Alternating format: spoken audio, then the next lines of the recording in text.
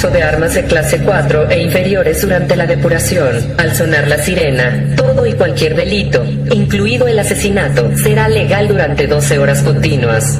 Los servicios policiales de bomberos y médicos de emergencia no estarán disponibles hasta mañana a las 7 a.m. al concluir la depuración. Benditos sean los nuevos padres de la patria y nuestro país, una nación renacida. Que Dios esté con ustedes. Sonando con fuerza y nitidez, dándote duro por esa final.